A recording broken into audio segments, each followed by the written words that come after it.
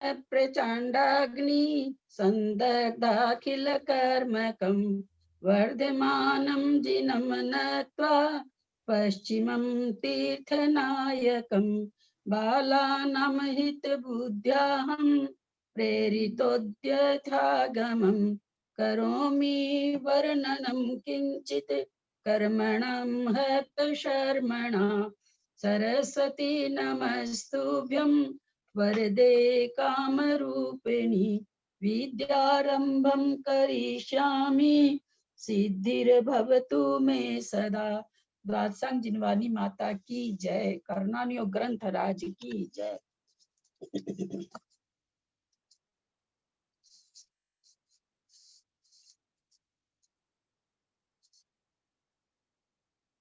थोड़ा सा श्रेणी को समझते हैं।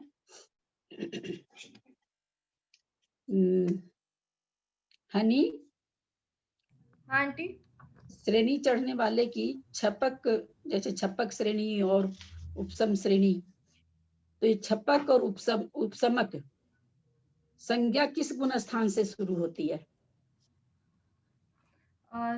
ये होती है 7वें गुण स्थान के एंड में।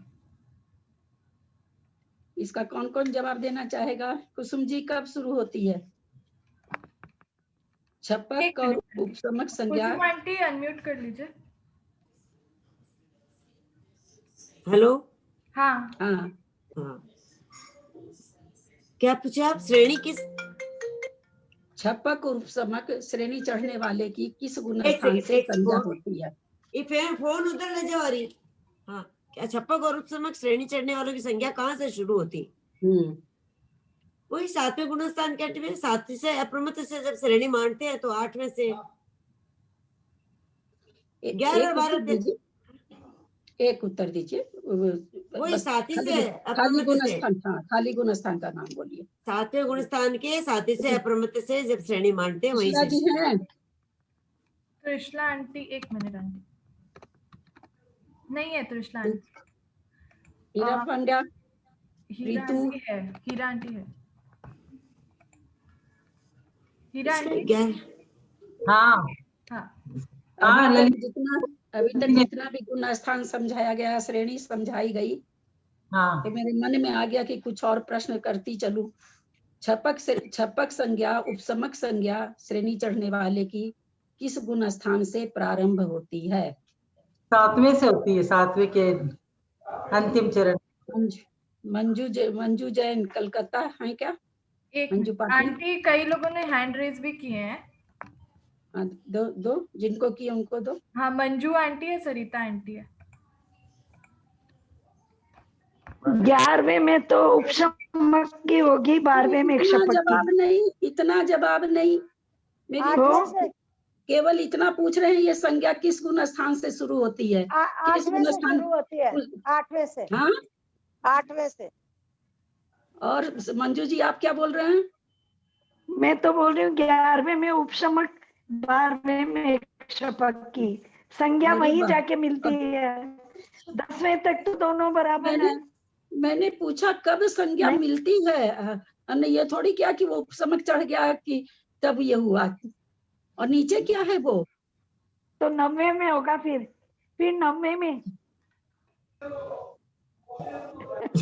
नहीं पता।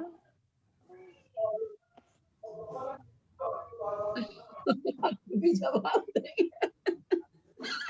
अंकल भी।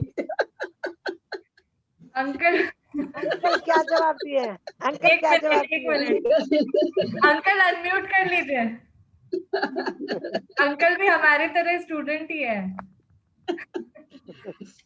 देखिए इतना। और कोई देना चाह रहे हैं क्या? किसी का है क्या हैंड रेज? और तो नहीं आंटी। 7वें गुण स्थान में तो छपक उपसमक कुछ भी नहीं है। वहां तो वो केवल श्रेणी मानने के सम्मुख हुआ है। अब उसके बाद वो कुछ भी करेगा, चाहे प्रकृति को उपसम करेगा, चाहे क्षय करेगा।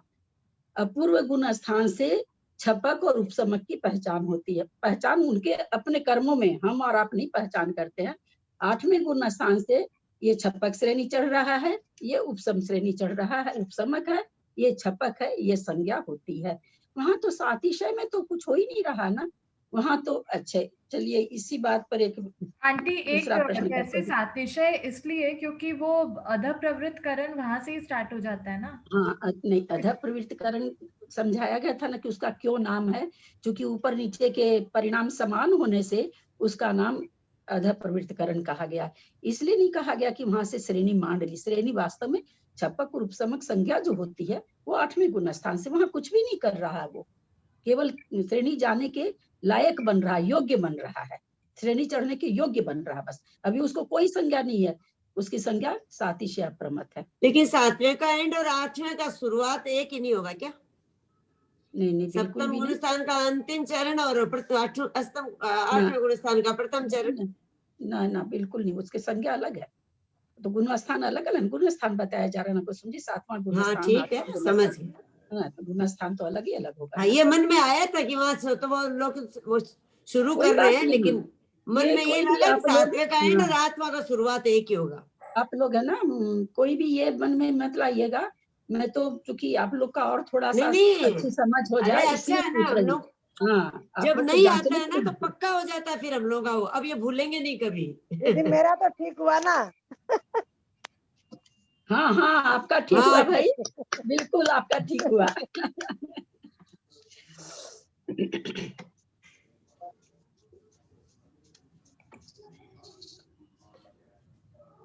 उपसम श्रेणी चढ़ने वाला यति विश्वाचार्य के हिसाब से तो खैर 4थे गुण स्थान से नीचे नहीं आता है, क्योंकि यति विश्वाचार्य को बिना विसंयोजन के ऊपर चढ़ाना, उपसम श्रेणी चढ़ाना पसंद नहीं है।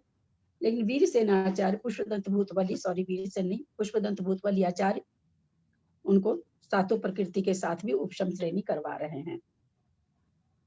जो भी पुष्पदंत भूतबली के द्वारा जो चढ़ाए जा रहे हैं वो जब नीचे आते हैं सासादन गुण स्थान में और नियम से देवायु को प्राप्त होते हैं, हम लोगों ने ये जाना है। क्यों देवायु को ही क्यों प्राप्त होता है, उसमें क्या कारण है? क्योंकि सासादन गुण स्थान से तो नरक गति छोड़ के बाकी तीनों गति खुली हुई है।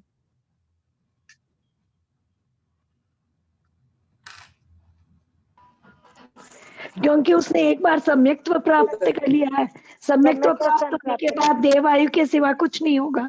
हाँ ये उत्तर है इसका, लेकिन इसका वास्तव में उत्तर ये है चौथे कि पांचवें देव आयु वाल देव और किसी आयु के बनने से सकल संयम धारण जीव नहीं कर पाता है। नरक आयु, हाँ। मनुष्य आयु, त्रियंच आयु, अगर कोई आयु बांध लेता 3 आयु में से कोई आयु, तो वो फिर सकल संयम धारण करने के भाव नहीं बनते हैं। ठीक है, आपका उत्तर ठीक है कि देवायु बांध ली उसने, लेकिन यहाँ पर उत्तर ये है कि इसलिए वो देवायु में जाता है, क्योंकि देवायु बांधी रहती है उसकी।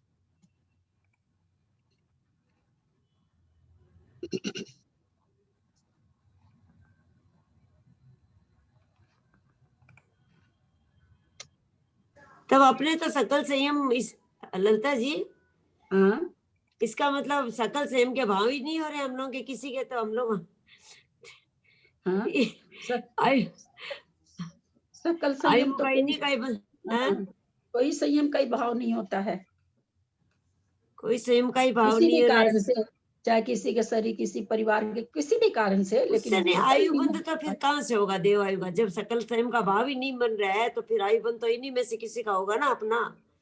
एक सकल संयम वाला का नियम से देवायु हो गया, बाकी तो मिथ्या दृष्टि भी जा रहे हैं ना, ऐसा तो हाँ नहीं कि जाल मिथ्या दृष्टि में भाई जा रहे नहीं हैं ना, दीदी ऐसा तो क्या कुछ ये बात समझ में नहीं आई, ये तो समझ में आता है कि देवायु का बंद होता है सम्यक दर्शन के कारण, लेकिन और आपने क्या बोला एक बात?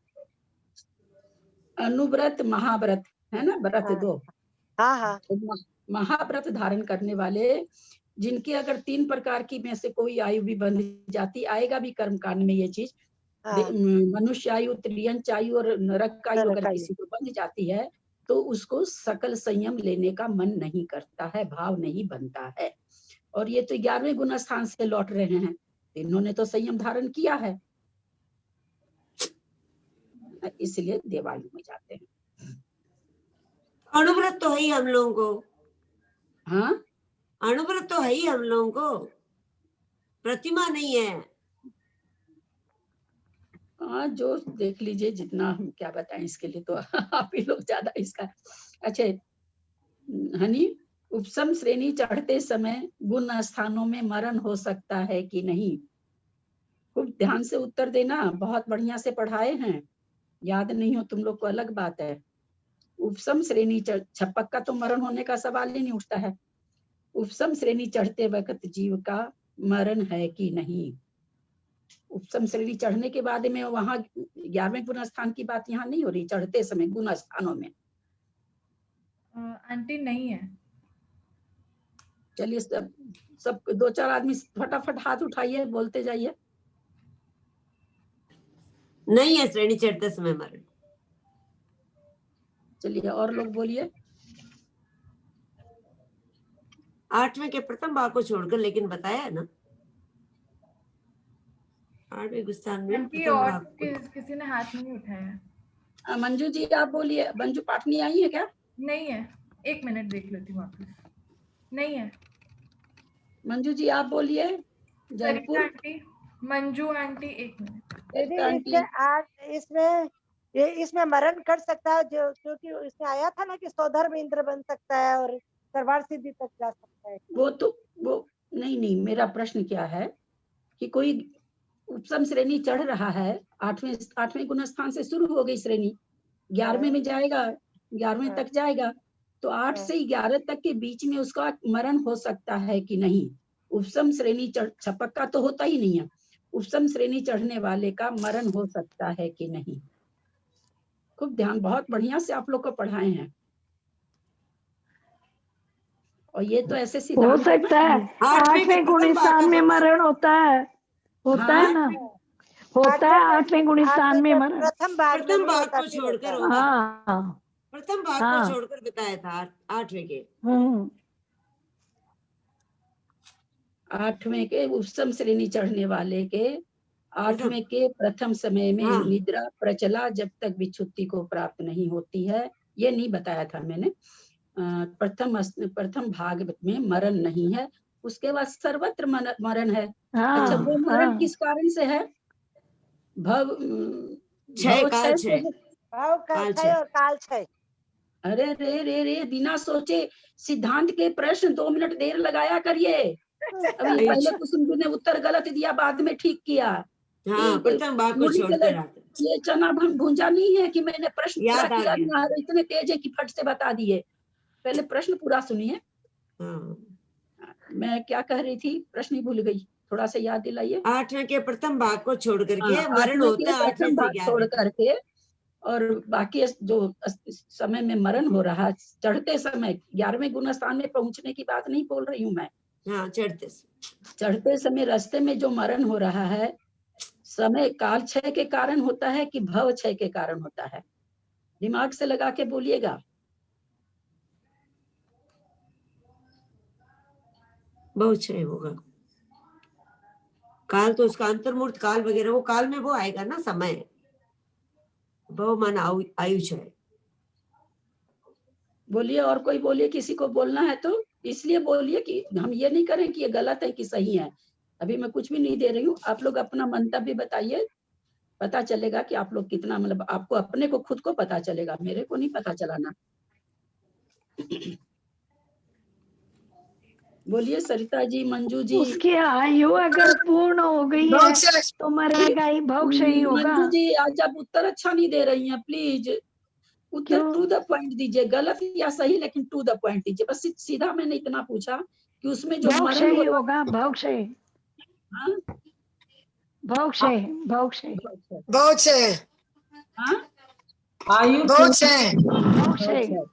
अब हमको ये भी बता दीजिए कि काल क्षय क्यों नहीं होगा, भव क्षय क्यों होगा?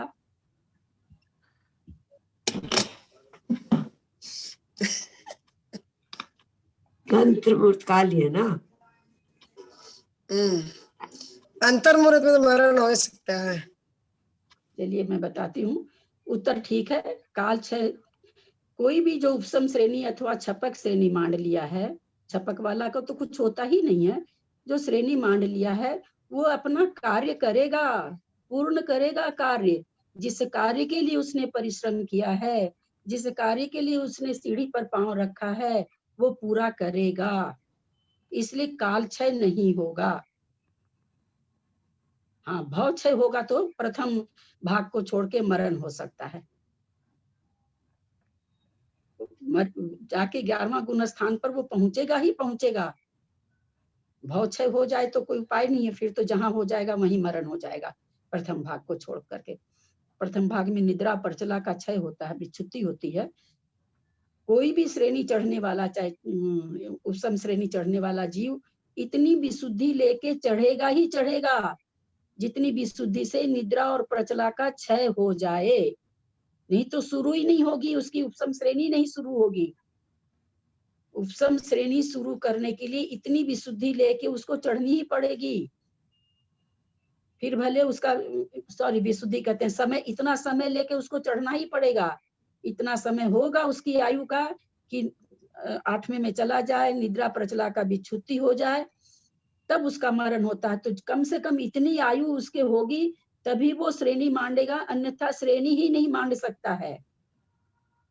समझ में आ रही है बात? अन्यथा श्रेणी ही नहीं मांडेगी।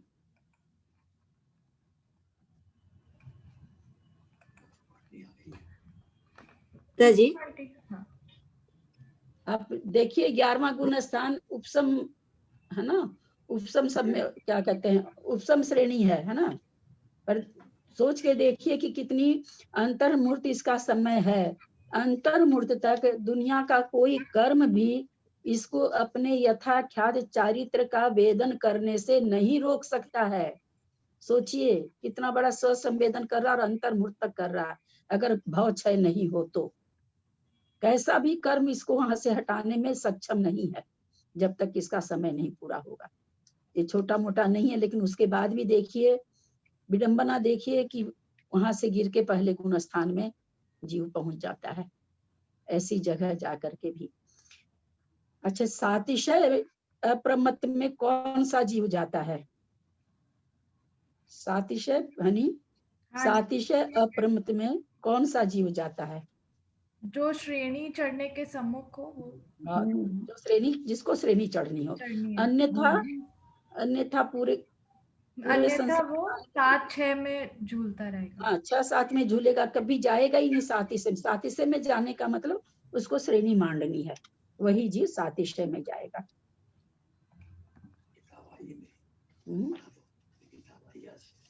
ठीक है ना। तो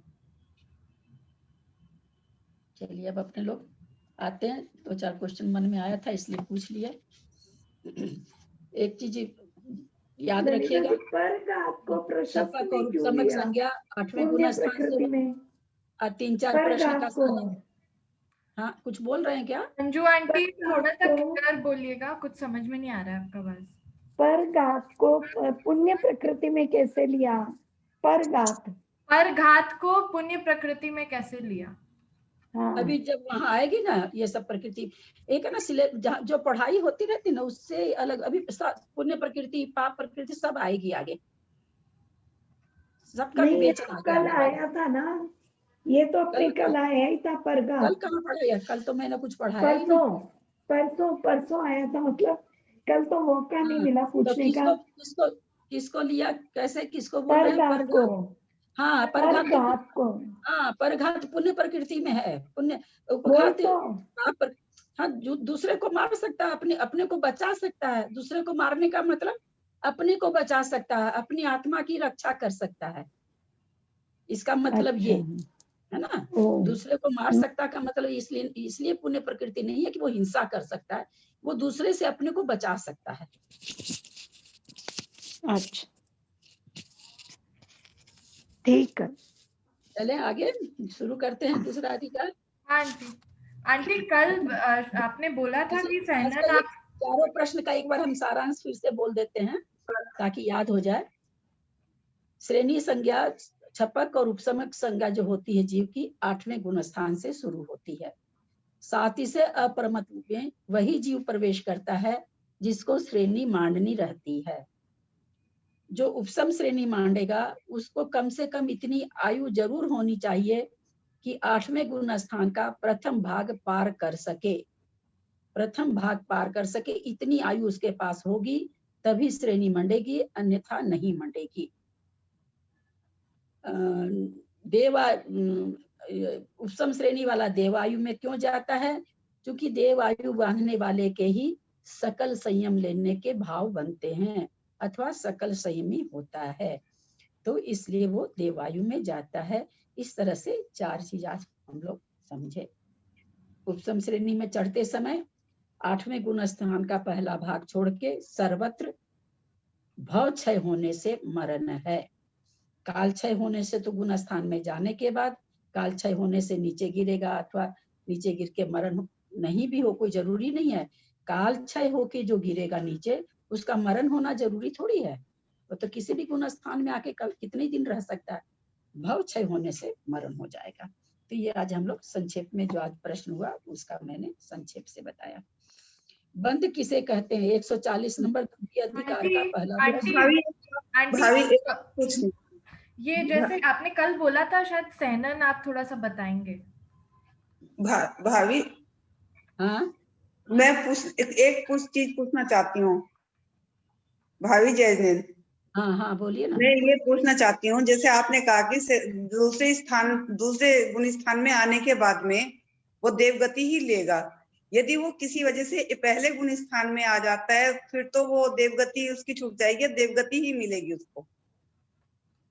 जैसे वो 11 गुण स्थान से नीचे आया और दूसरे गुण स्थान में तो वो जीव देवगति में ही गया, क्योंकि उसने एक बार यहाँ पहले गुण स्थान की बात, यहाँ ये बात हो रही है कि सासादन गुण स्थान में आकर के अगर कोई उपसम श्रेणी वाला मरण करता है तो देवगति में जाता है।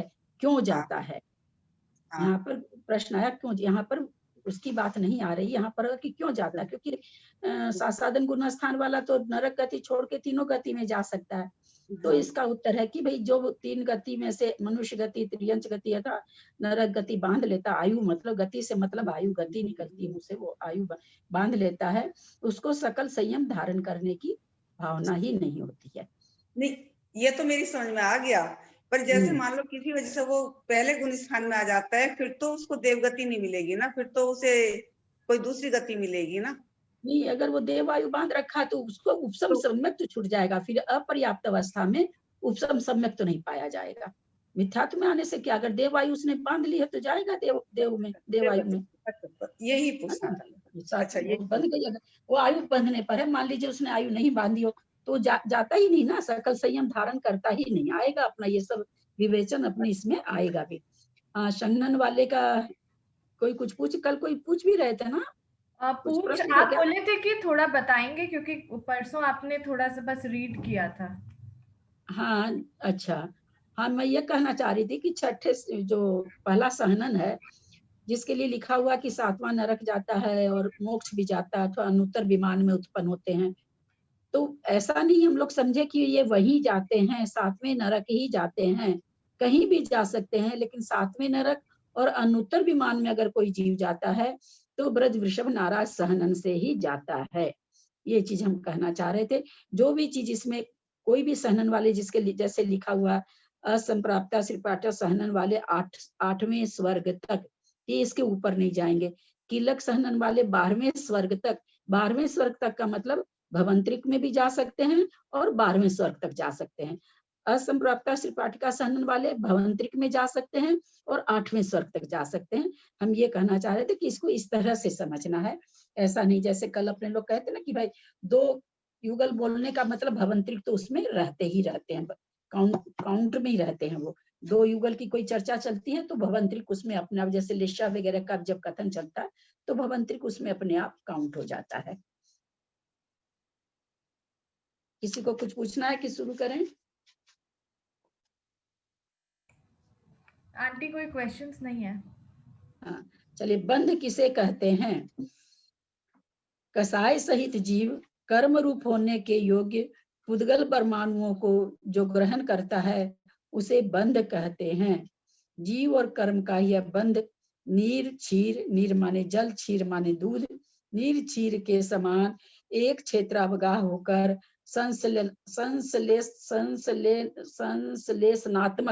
संश्लेषणात्मक संयोग रूप होता है। जैसे दूध और पानी एक दूसरे में एकदम संश्लेष हुए रहते हैं, ऐसा नहीं लगता कि दूध अलग है पानी अलग है, बिल्कुल पता नहीं चलता। उसी तरह से जीव के आत्मा के प्रदेश और कार्बन वर्ग कर्म परमाणु ये एक में होके स्थिर रहते हैं। एक क्षेत्रावगाह जिसका नाम है कि एक क्षेत्रावगाह होकर रहते हैं।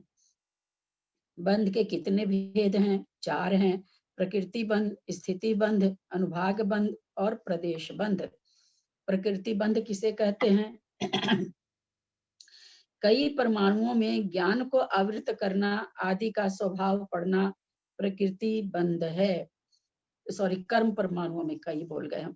कर्म परमाणुओं में ज्ञान को आवृत करना आदि का स्वभाव पड़ना प्रकृति बंध है। यानी जिस किसी परमाणु में ज्ञान को आवृत करना है, कोई दर्शन को आवृत कर रहा है, कोई वेदनीय रूप बन रहा है, कोई नोकर्म रूप नाम कर्म रूप बन रहा है, कोई गोत्र कर्म रूप बन रहा है। तो इस तरह से उन परमाणुओं में ये स्वभाव होता है। ये सारे कर्म के परमाणु अलग अलग हैं। ऐसा नहीं है कि एक तरह का कर्म परमाणु बंधे और वो 7 रूप में परिणत होता है, ऐसा नहीं होता है।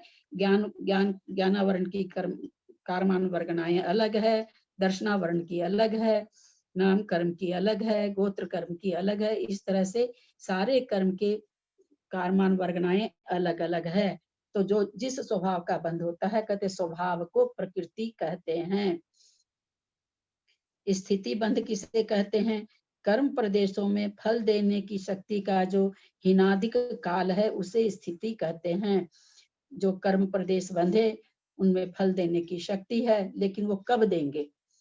आज देंगे कि कल देंगे कि 10 वर्ष के बाद देंगे कि 2 वर्ष के बाद देंगे, कितने समय के बाद देखें, वो कम अथवा ज्यादा काल माने समय, उसको स्थिति कहते हैं। यानी कर्म जो हमने बांधे हैं वो हमारे पास कब तक रिजर्व पड़े रहेंगे, कब तक अपना फल नहीं देंगे, उसको स्थिति कहते हैं। कब तक ठहरे रहेंगे, हमारे साथ उनका संबंध कब तक बना रहेगा, उसको स्थिति कहते हैं। अनुभाग बंध किसे कहते हैं? कर्म प्रदेशों में फल देने की शक्ति की जो हिनाधिकता है उसे अनुभाग बंध कहते हैं।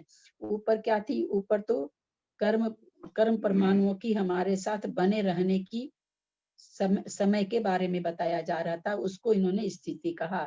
अब वो जो कर्म परमाणु बंधे हुए हैं वो किस रूप फल देंगे, कितना फल देंगे, उस फल देने की शक्ति, जैसे ज्यादा फल देंगे कि कम फल देंगे, वो जो शक्ति है उसको अनुभाग कहा जाता है। प्रदेश बंध किसे कहते हैं? ज्ञानावरणादि कर्मों के प्रदेशों की संख्या में जो हीनाधिकता लिए हुए परिणमन है उसे प्रदेश बंध कहते हैं। जो योग के चलते बोले कि प्रदेश है, 100 प्रदेश आना, 200 आना, 500 आना, ये जो प्रदेश है अधिक और कम, इसको प्रदेश बंध कहते हैं। ज्ञानावरण कर्म बंधा तो स्वभाव तो हो गया ज्ञानावरण, प्रकृति तो हो गई ज्ञानावरण, उसके प्रदेश कितने आए, कितनी तीव्रता से हमने उसको, योग हमारा जो था वो कितना तीव्र था कि कम था कि ज्यादा था, उस हिसाब से प्रदेश आते हैं। तो प्रदेश कितने आए वो प्रदेश बंध कहलाता। उस तत्व संबंधी कर्म के कितने प्रदेश आए, फिर वो जो प्रदेश आए हैं वो हमारे साथ हमारी सत्ता में या हमारे साथ कितने समय तक बने रहेंगे, उसको स्थिति बंध कहा। और जब वे उदय में आएंगे तो वो कैसा फल देंगे, ज्यादा कम कैसा, ये उसको अनुभाग कहा। जैसे गाय का दूध दुहा करके लाए, कोई गाय बहुत पुरानी है, हम कहते हैं कि गाय का दूध और भैंस का दूध दोनों लेकर के आए, गाय का दूध पतला होता है, भैंस का दूध मोटा होता है। ये क्या है? प्रकृति है। हम 1 किलो भैंस का दूध है, 2 किलो गाय का दूध है, ये प्रदेश है। क्वांटिटी बताना प्रदेश है। 24 घंटे 4 घंटा अगर हम दूध रखेंगे कच्चा तो दूध फट जाएगा, ये उस दूध की स्थिति हुई।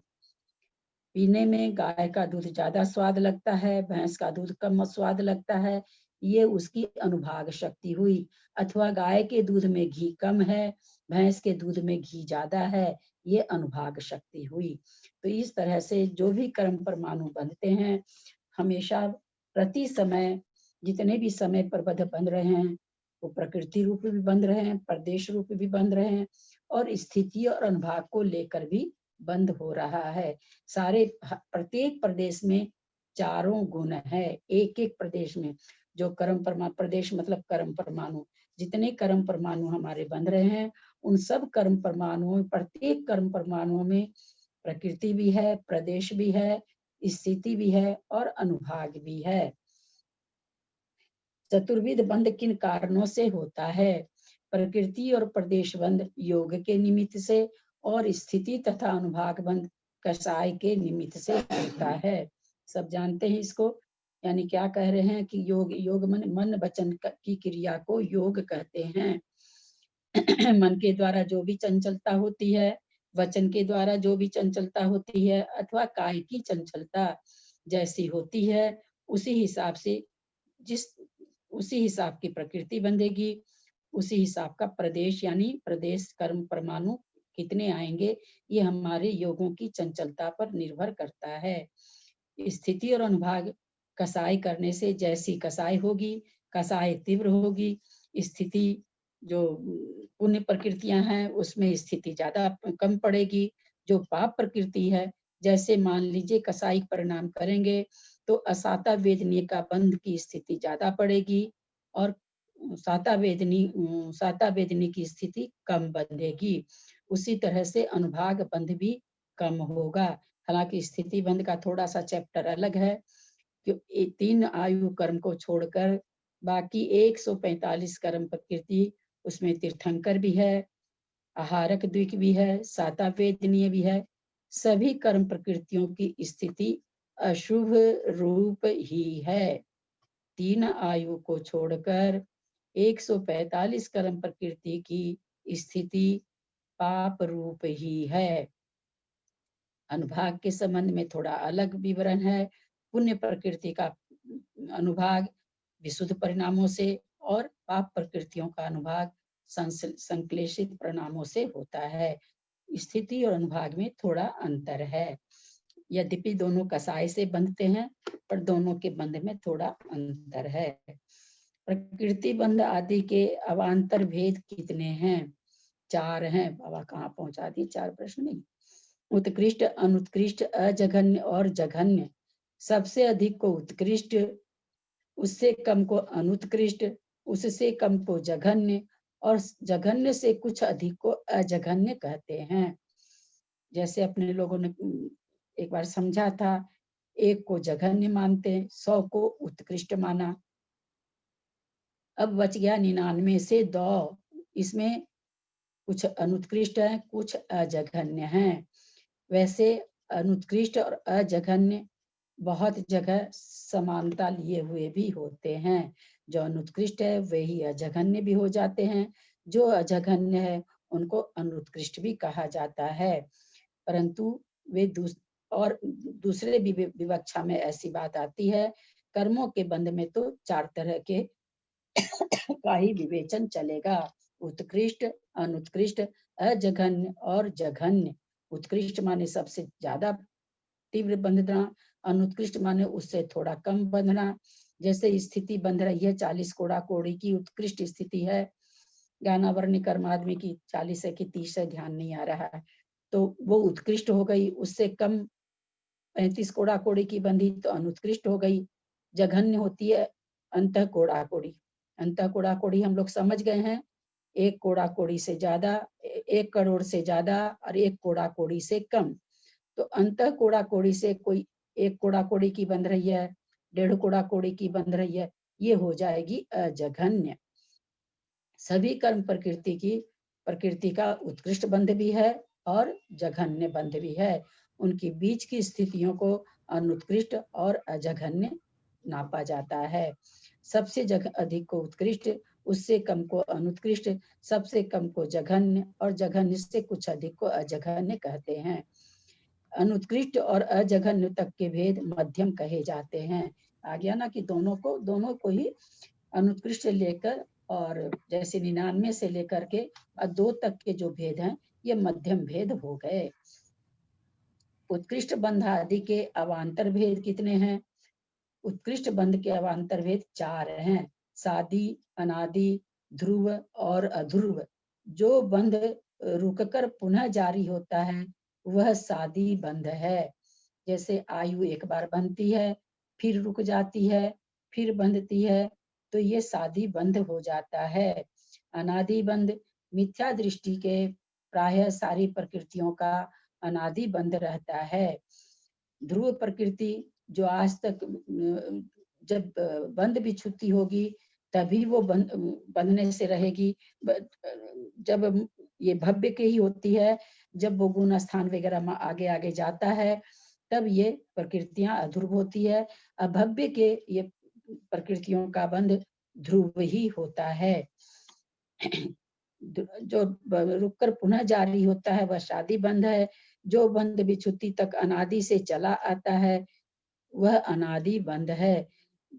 प्रत्येक जीव को अनादि काल से प्रत्येक जीव संसार में डोल रहे हैं। अनादि से कुछ प्रकृतियों का बंध चल रहा है जो आज तक नहीं छूटा है, क्योंकि मिथ्यात्व गुण स्थान नहीं छूटा, इसलिए उनका बंध भी नहीं छूटा। ऐसी प्रकृतियों के बंध को अनादि बंध कहते हैं। जो बंध निरंतर होता है उसे ध्रुव बंध कहते हैं। जिसका बंध रुकता नहीं है, निरंतर होता रहता है, उसको ध्रुव बंध कहते हैं। तथा जो बंध अंतर सहित होता है, कभी बंधा कभी नहीं बंधा, खास करके सप्रतिपक्ष प्रकृतियां इसी तरह से होती है, कभी साता कभी असाता, कभी सुभग कभी दुर्भग, ये अंतर सहित बनती रहती हैं, उसे अध्रुव बंध कहते हैं। ध्रुव माने निश्चल, अध्रुव माने छूटना होना, छूटना होना। अभव्य जीव का ध्रुव और भव्य जीव का अध्रुव बंध होता है। अभव्य जीव का तो जो भी बंध हो रहा है ध्रुव बंध है। कभी वो मोक्ष उसको सम्यक तो होगा नहीं, तो कभी भी कोई प्रकृतियों का बंध उसका छूटेगा नहीं, विच्छुति होगी नहीं। इसलिए अभव्य जीव के तो जितनी प्रकृतियां बंध रही है सब ध्रुव ही हैं। ये नीचे फुटनोट किसका दे रखे हैं, कहाँ पर है?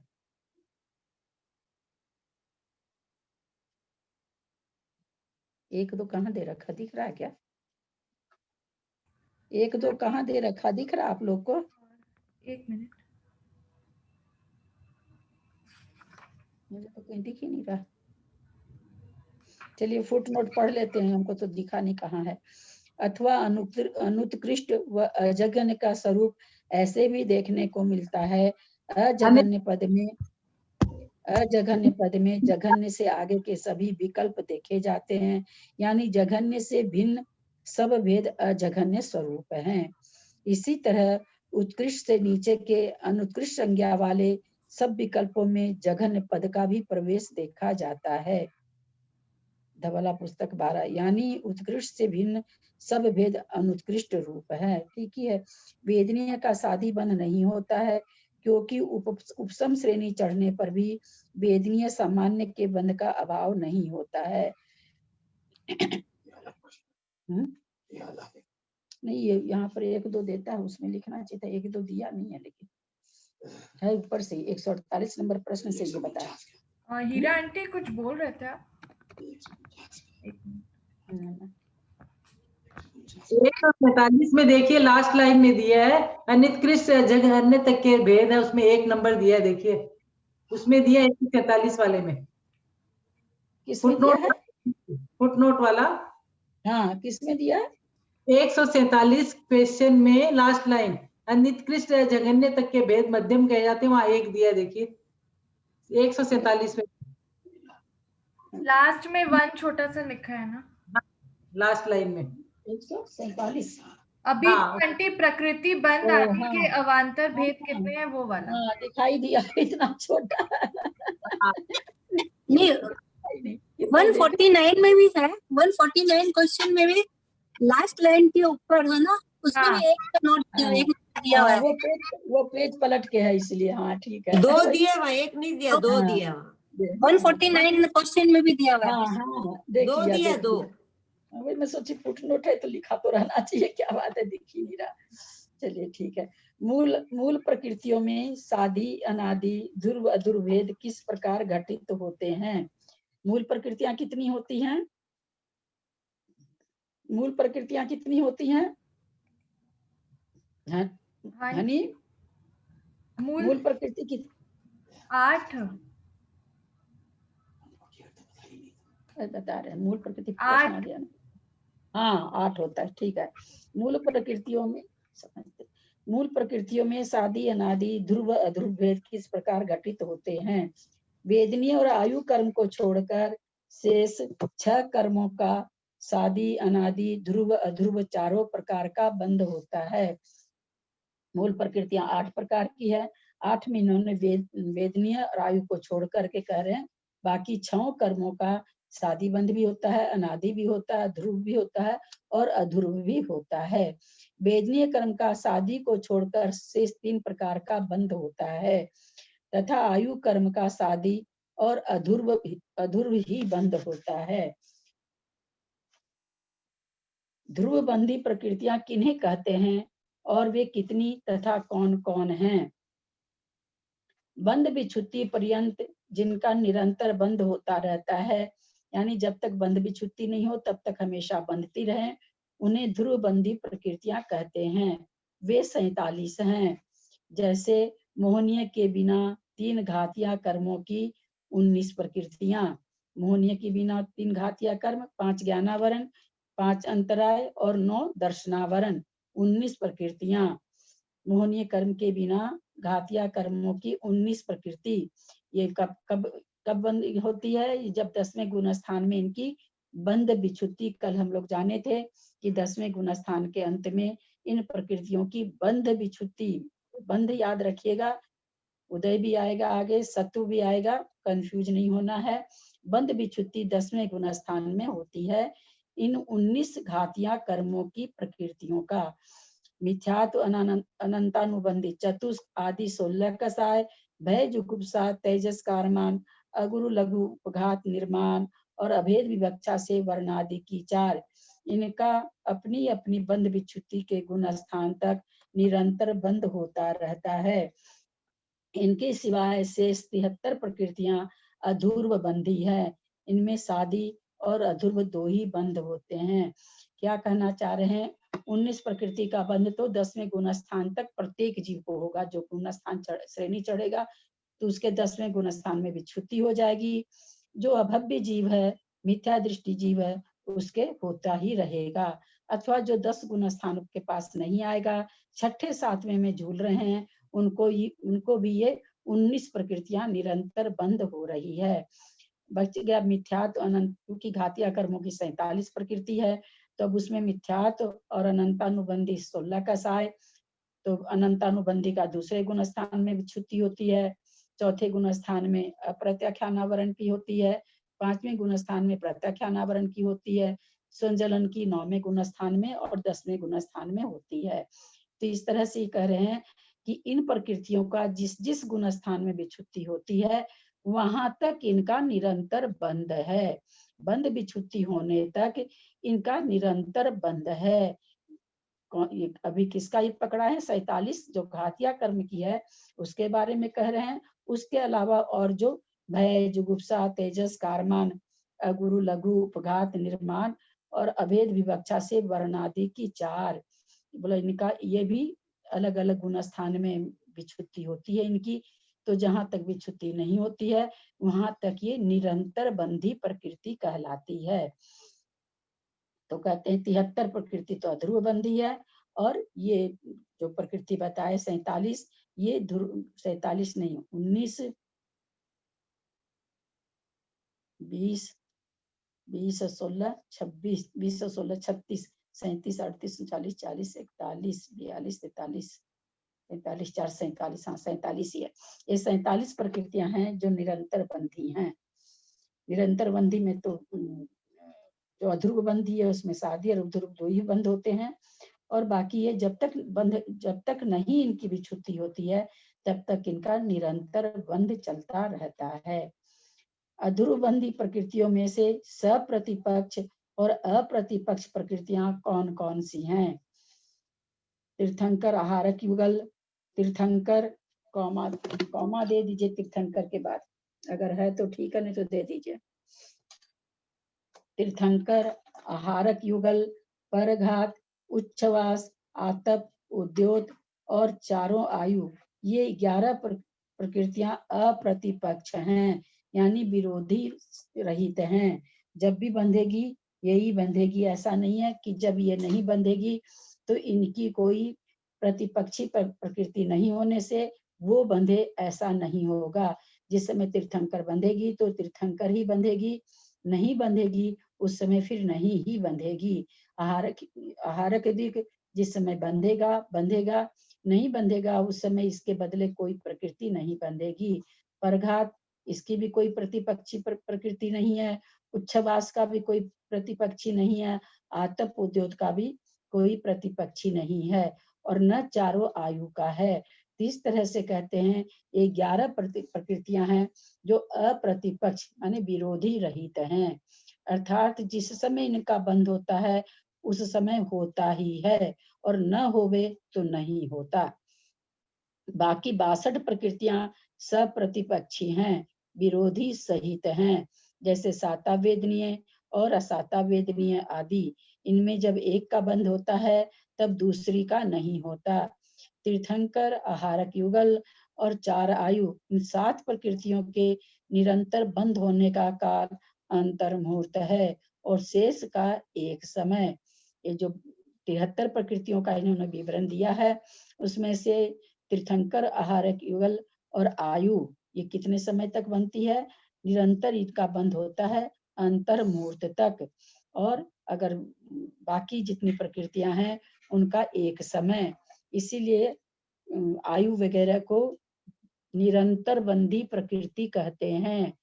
क्यों कहते हैं? जब इसका समय आता बंधने का, और अगर ये बंधती है तो ये अंतर मुहूर्त तक बंधती रहती है। इसलिए आयु को अथवा तीर्थंकर, आहारक युगल भी अंतर मुहूर्त तक बनता है। फिर छठे गुण स्थान में आए मुनि महाराज, जो कि उसका तो अबाधा काल ही अंतर मुहूर्त काल है। 7वें में बांधी, छठे में आके उदय में आ जाती है, और तीर्थंकर का भी अबाधा काल अंतर मूर्ति काल है। तो कहते हैं कि ये प्रकृतियां जो है इनका अंतर मूर्त काल तक बनती हैं, और बाकी शेष अगर है वो एक समय तक बनती हैं, इसलिए उनको निरंतर बंधी नहीं कहा जाता है। बंध, उदय और सत्व योग प्रकृतियां कितनी हैं? आचार्यों ने बंध और उदय का वर्णन अभेद विवक्षा से किया है, और सत्व का भेद विवक्षा से। क्या मतलब हुआ अभेद विवक्षा और भेद विवक्षा का मतलब?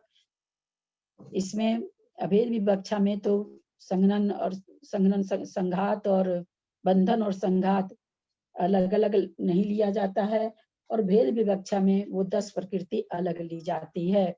उसी तरह जो स्पर्श रस गंध वर्ण है, वैसे इनके भेद 20 होते हैं। भेद विवक्षा में इनको 20 गिना जाता है, अभेद विवक्षा में इनको 4 गिना जाता है। ये अंतर है भेद विवक्षा और अभेद विवक्षा में। इस तरह से 26 प्रकृति का अंतर आ जाता है, और सत्व के हिसाब से सम्यक मिथ्यात्व और सम्यक्त्व का भी आ जाता है। तो 28 प्रकृति बढ़ जाती है, भेद विवक्षा से 28 प्रकृति बढ़ जाती है। अभेद विवक्षा से 28 प्रकृति कम होके 120 प्रकृति का बंध होता है। बंध और उदय का वर्णन अभेद विवक्षा से, यानी 120, अभेद विवक्षा मतलब 120 प्रकृति का बंध होता है। बंध 146 प्रकृति का अथवा 148 प्रकृति का तो खैर होता ही नहीं है। 146 का बंध नहीं कहा जाता है, बंध कहा जाता है 120 प्रकृति का। उदय भी 120 प्रकृति का। लेकिन सत्व कितना बोला जाता है? तो 148 प्रकृति का। आंटी क्वेश्चंस ले लेते हैं, अब तो बहुत समय है। 40 तो हो गया है क्या प्रश्न? अच्छा, इसको तो पूरा कर लें, इस प्रश्न को तो। अभेद विवक्षा से 5 बंधन, 5 संघात, वर्णादि की 16, और सम्यक्त मिथ्यात्व एवं सम्यक्त प्रकृति, इस प्रकार 28 प्रकृतियों के कम होने से 120 प्रकृतियां बंध योग्य हैं। सम्यक मिथ्यात्व सम्यक प्रकृति का उदय आता है, इसलिए उदय योग्य 122 प्रकृतियां हैं। सम्यक मिथ्यात्व का उदय तृतीय गुण स्थान में, सम्यक प्रकृति का उदय चतुर्थ गुण स्थान से लेकर सप्तम गुण स्थान तक होता है। सत्व 5 ज्ञानावरणी, 9 दर्शनावरणी, 2 वेदनीय, 28 मोहनीय, 4 आयु, 93 नाम प्रकृति, 2 गोत्र और 5 अंतराय। इस तरह से 148 प्रकृतियों तक होता है। क्या होता है? सत्व। सत्व माने सत्ता में रह सकती है इतनी प्रकृतियों तक होता है, प्रकृतियों का होता है। बहुत अशुद्ध लिखा हुआ तक होता है, गलत है, क्या होता होगा। ले लो, प्रश्न ले लो। आंटी एक मेरा क्वेश्चन है, जैसे एक प्रकृति बंध आदि के अवान्तर भेद कितने हैं? इसमें जो उत्कृष्ट अनुत्कृष्ट जगन्य और जगन्य बताए हैं, तो प्रकृति का कैसे होता है आंटी? ये उत्कृष्ट ये सब स्वभाव तो एक ही रहेगा ना? स्वभाव उत्कृष्ट अनुत्कृष्ट ये सब कैसे रहेगा? अजगन्य और जगन्य? गाय का दूध पतला है, भैंस का दूध मोटा है, बकरी का दूध और मोटा है। बकैन गाय का 3 महीना 6 महीना की गाय हो जाती, ब्याई हुई, उसका दूध मोटा हो जाता है। अभी 4 दिन पहले जिसको बछड़ा होता है उसका दूध पतला रहता है। ये प्रकृति हो गई ना। आंटी नहीं समझ में आया ये। कोई चीज का स्वभाव, एक बार आंटी मेरा एक बार क्वेश्चन ऐसा है कि जैसे स्वभाव है तो ज्ञानावरण का वैसा स्वभाव, कर्म का वैसा स्वभाव है, ज्ञान में आवरण डालना, तो वो तो मतलब स्वभाव है ना उस कर्म परमाणु का। जो प्रदेश तुमने बांधा, चलो कर्म प्रकृति पर समझाते हैं। जो प्रदेश हमने अभी कसाय के साथ बांधा, जैसे अब कसाय के साथ बांधा तो योग जैसा रहा वैसा प्रदेश आया। ज्ञानावरणी संबंधी अगर मैंने योग किया तो वैसा आया। अब मैंने योग कैसा किया, बहुत जैसे मान लो एकदम बहुत नीचे के स्तर पर चलते हैं अपने लोग। कोई बहुत अच्छी किताब है मेरे पास, तुम रूम में घुसी, मुझे लगा कि ये तो हनी देख लेगी, और देख लेगी तो हनी पढ़ लेगी, तो हनी को तो सब चीज पता चल जाएगा। मैंने फट से उसको छुपाया, फट से छुपाया, तो ज्ञानावरणी संबंधी उस समय प्रदेश आए, और वो मतलब वो प्रदेश बहुत मतलब अनुभाग लेकर के आए। वो जो योग आया, योग हुआ, जो तीव्र योग हुआ, तो अधिक तो हुआ ही हुआ, प्रदेश ज्यादा तो आए ही आए। प्रकृति कौन सी आई उसमें, उस प्रदेश में प्रकृति स्वभाव कौन सा आया? तो ज्ञानावरण को ढकने का, क्योंकि मैंने उस समय ज्ञान का आवरण किया। स्थिति कैसी आई, वो जितनी मेरी उस समय कसाई रहेगी उस हिसाब से उसका उदय आएगा। अनुभाग कैसा आया, मैंने अंदर में बहुत छल कपट करके उसको छिपाया है, तो उसमें जब वो उदय में आएगा तो मेरे को भी उतना ही मतलब सामने से मिलेगा छल कपट। तो स्वभाव का मतलब जिस जैसा हम कार्य कर रहे हैं उस स्वभाव की प्रकृति आना। अब तुम कह रही जघन्य उत्कृष्ट और ये कैसे पड़ेगा, तो उसी में जघन्य उत्कृष्ट पड़ जाएगा। प्रदेश में जो शक्ति पड़ रही है वो उत्कृष्ट और अनुत्कृष्ट पड़ती जाएगी। हाँ, मतलब स्वभाव में कुछ नहीं होगा, प्रदेश और स्थिति और अनुभाग में तो हो गई। हाँ, प्रदेश में ही पड़ेगा जो पड़ेगा सो। हाँ, प्रकृति में स्वभाव तो सबका एक ही है। प्रदेश में ही तो प्रकृति है ना, प्रकृति तो एक गुण हो गया।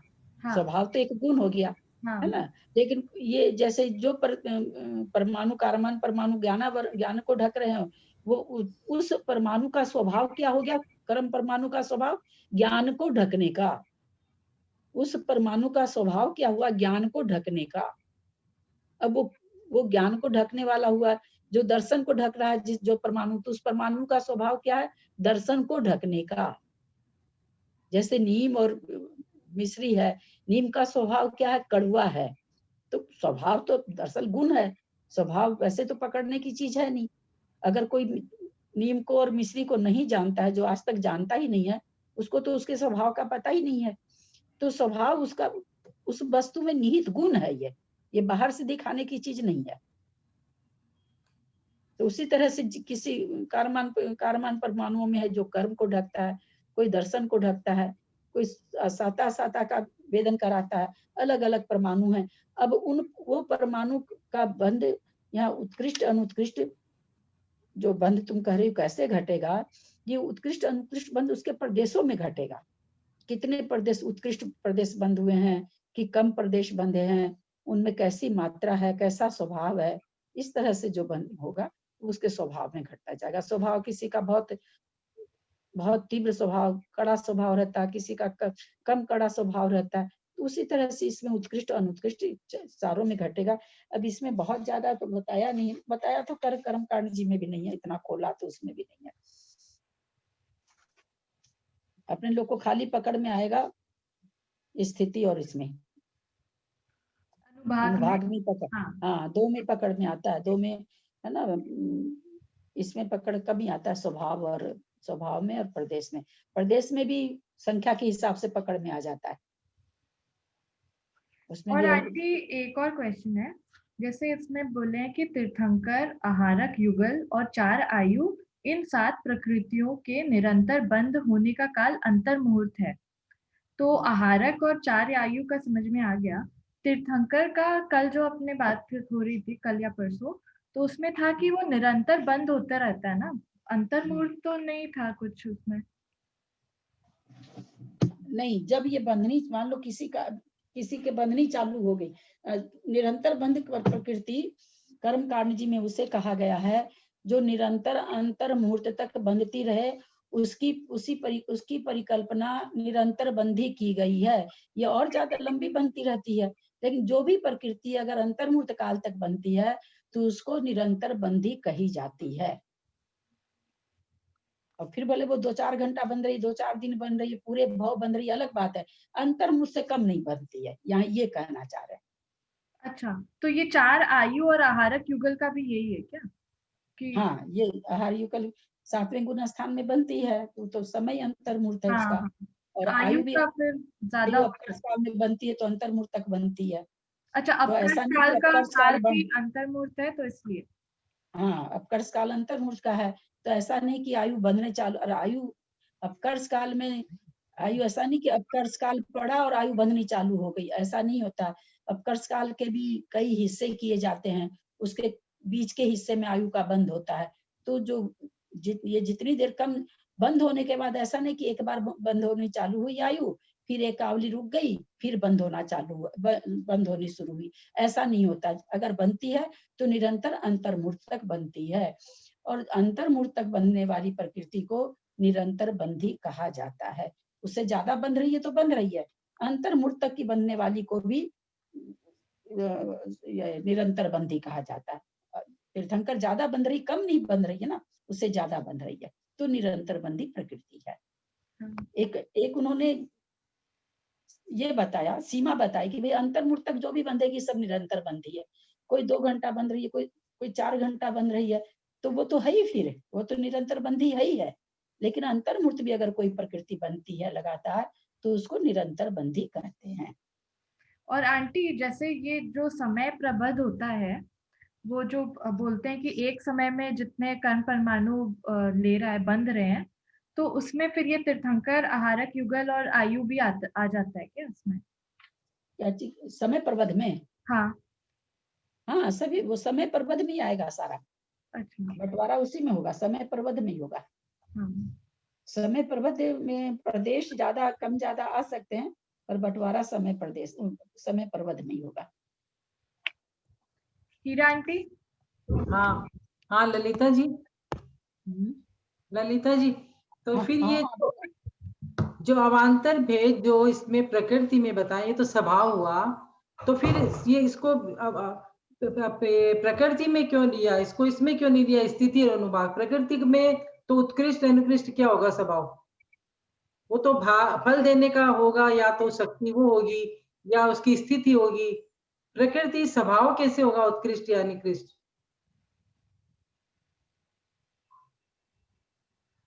नहीं, स्वभाव प्रकृति में तो हम लोग नहीं, मतलब बता नहीं सकते। हम लोग देखें कि नहीं, स्वभाव को नहीं कहते हैं क्या? इसका स्वभाव बहुत बहुत मतलब तीव्र है, इसका ये बहुत शांत परिणामी के हैं, ये शांत परिणामी तो हैं, लेकिन उससे थोड़े कम शांत परिणामी हैं। ये बहुत क्रोधी हैं, ये उनसे कम क्रोधी हैं। ये तो स्वभाव का ही वर्णन करते हैं ना अपने लोग। तो वो स्थिति या अनुभाग मानी समझ लीजिए, उसमें आना चाहिए ना फिर कि स्थिति हाँ, ऐसी। स्थिति अनुभाग तो अपने को इसलिए समझ में आ रहा है कि अपने को पकड़ में आ रही है बात। प्रकृति अपने को पकड़ में नहीं आ रही, इसलिए अपने लोग को लग रहा है कि कैसे। पर प्रकृति को इसी तरह से ये दूध का उदाहरण देके, आदमी का उदाहरण देके ही समझाया जाता है।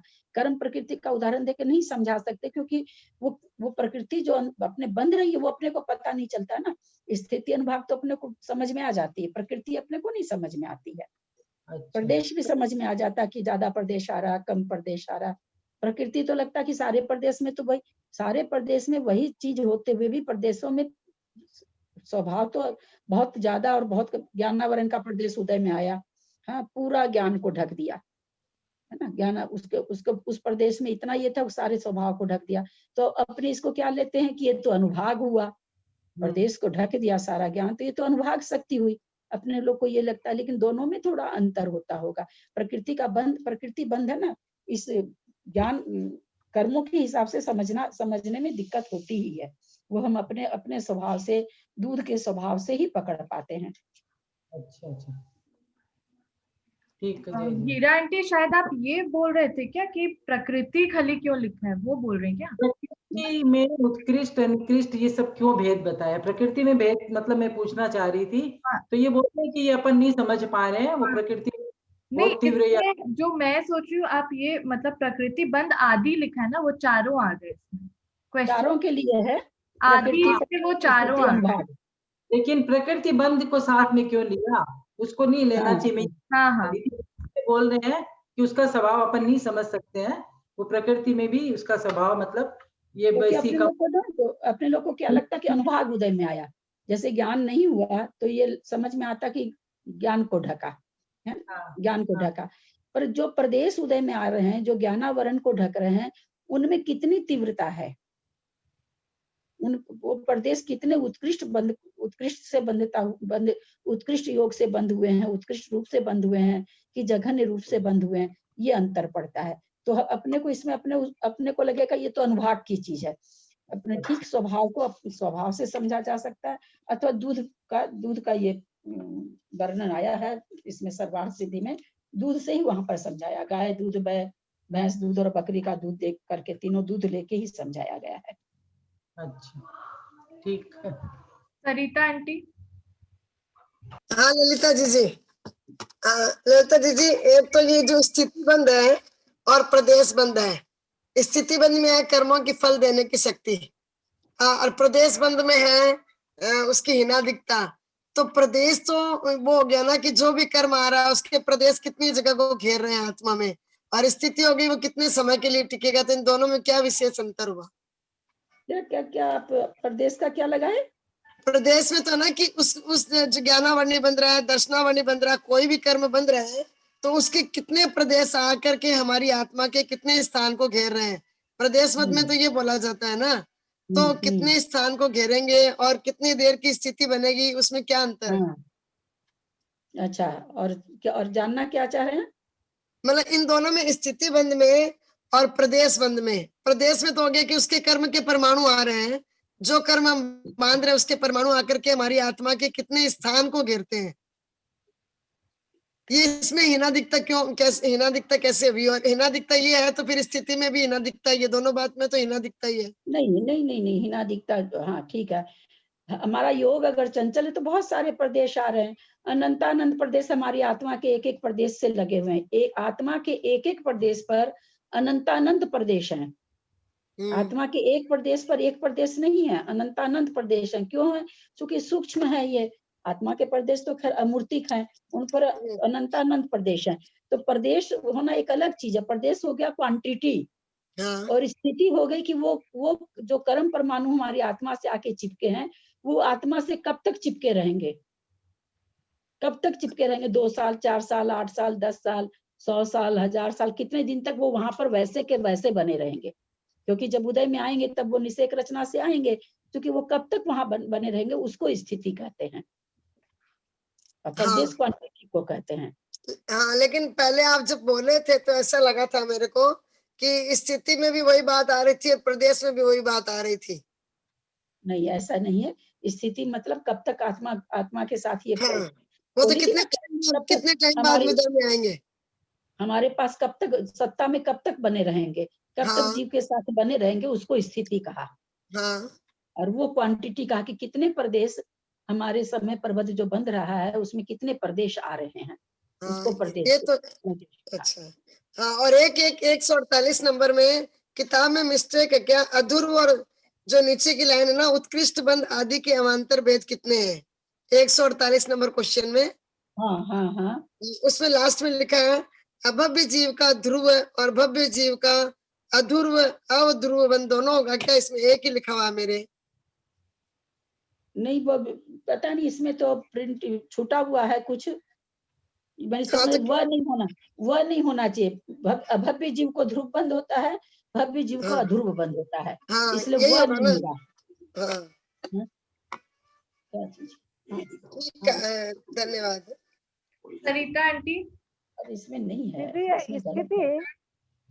स्थिति का मतलब तो ड्यूरेशन ही हुआ ना।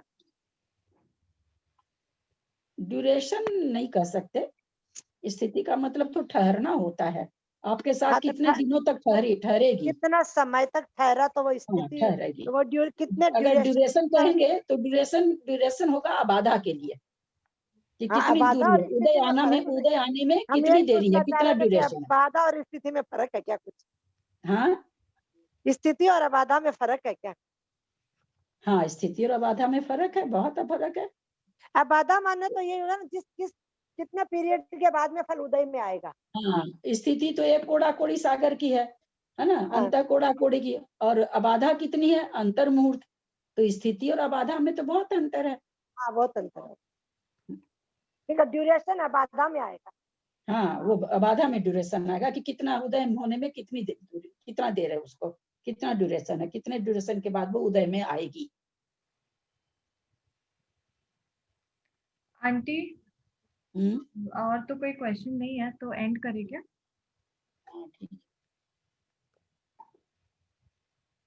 जेठी अंकल कुछ बोल रहे हैं क्या?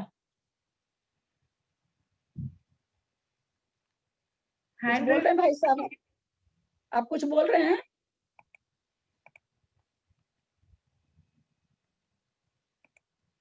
अनम्यूट करिए। 1 मिनट आंटी, हाँ अनम्यूट करिए अंकल।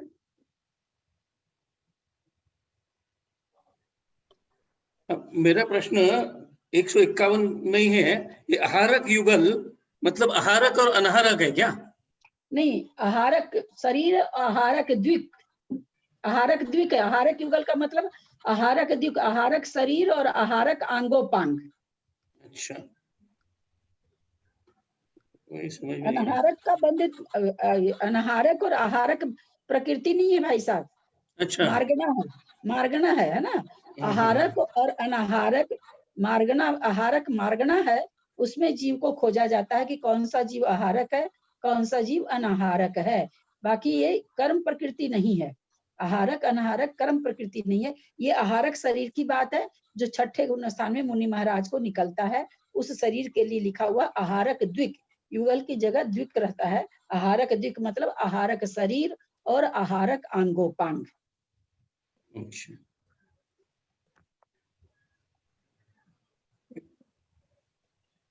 दो नहीं लिया था, इसके लिए 6 काउंट आ रहा था। युगल माने जोड़ा, आहारक युगल। इनको आहारक वास्तव में शब्द तो आहारक द्विक है, यहाँ पर युगल कैसे दिए हैं आज देखूंगी मैं। कर्मकांड जी में युगल दिया हुआ है, क्योंकि कर्मकांड में तो सब जगह द्विक है, इसमें युगल कैसे है? युगल से तो ऐसे लगता है जैसे तेजस और कारमान युगल, उस हिसाब से लग रहा आहारक युगल। ये जो 4 प्रकृति बंध, स्थिति बंध, अनुभाग बंध और प्रदेश बंध, मैंने इसको ऐसा समझा है, प्रकृति बंध यानी क्वालिटी, स्थिति बंध यानी लाइफ या ड्यूरेशन, अनुभाग बंध यानी स्ट्रेंथ उसकी, और प्रदेश बंध यानी क्वांटिटी। हाँ हाँ बिल्कुल। संतोष आंटी, हाँ, ये अवान्तर का मतलब क्या हुआ भाभी? अवान्तर मतलब बात का, जैसे मूल कर्म तो हुआ 8 और फिर उसके अवान्तर भेद, उत्तर, अवान्तर मतलब उत्तर भेद। अच्छा। जैसे कहते हैं ना कि मूल प्रकृति 8 है, उन प्रकृतियों के अवान्तर भेद कितने हैं, अर्थात उत्तर भेद कितने, बाद के, अवान्तर माने बाद वाले भेद, 8 प्रकृति के उत्तर भेद, 8 प्रकृति के अवान्तर भेद। ठीक ठीक।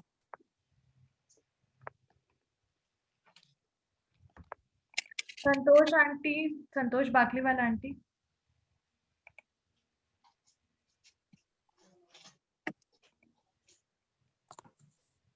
ये ललिता जी प्रणाम। प्रणाम। चार आयु क्या हुई? नरक आयु, त्रियंच अच्छा, आयु, मनुष्य आयु, अच्छा देवायु। यही आ गई। अच्छा हाँ, चारों यही हाँ, गति और गति भी हाँ, आयु एक चारों। हो। हाँ, अच्छा, हाँ। मैं गति में मैंने कहा 4 आयु क्या? होता बहुत, ठीक है। अरे सबको होता है, हमको भी बहुत कंफ्यूजन, हमको अभी भी होता है। हाँ, मैंने कहा आयु अलग चीज हो गई, गति और आयु इसका पकड़ा जाता है साथ में। बोलने में गति आती है, असल में आयु आती नहीं है बोलने में। मनुष्य गति, वो- मनुष्य आयु, वो थोड़ा सा हाँ वो बोलने में। बोलने में आती है। हाँ हाँ, ठीक है ठीक है। आंटी अब एंड करते हैं। हाँ ठीक है। मैं करूँ जिनवानी स्तुति में करूँ? हाँ हाँ आंटी करिए ना।